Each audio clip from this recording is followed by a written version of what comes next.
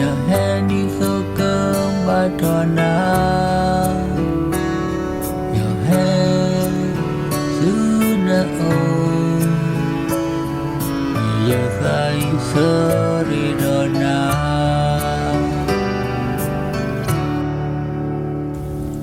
giờ hẹn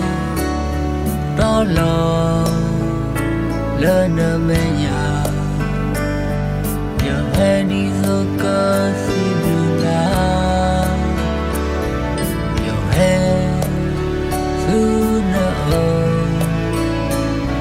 một lỗ lên năm bây giờ xa đi ra hồ sơ này đi ở sâu giờ ra ý sơ này na đi nè sơ ô mùi em sơ đô nè a trò na đi ra hồ sơ này đi ở sâu giờ ra ý sơ này na đi nè hỏi phơ lơ ba lơ nơ mù đồ ya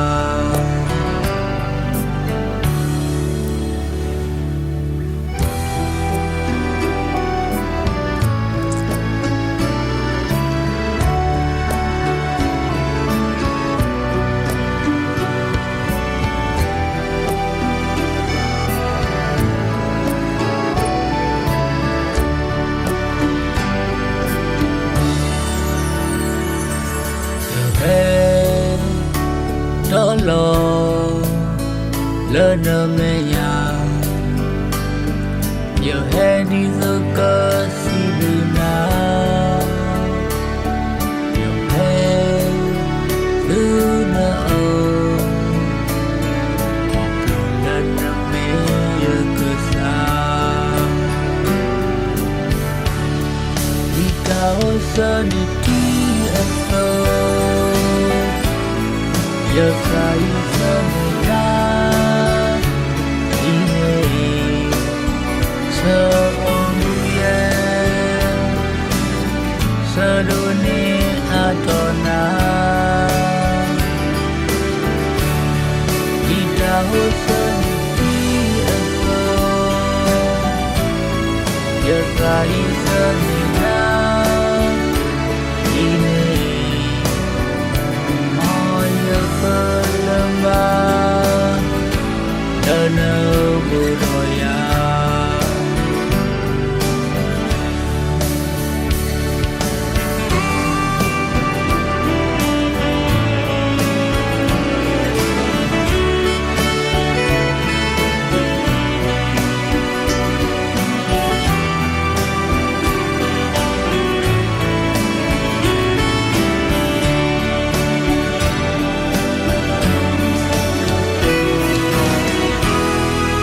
ta ôi sơ nè đi ở sâu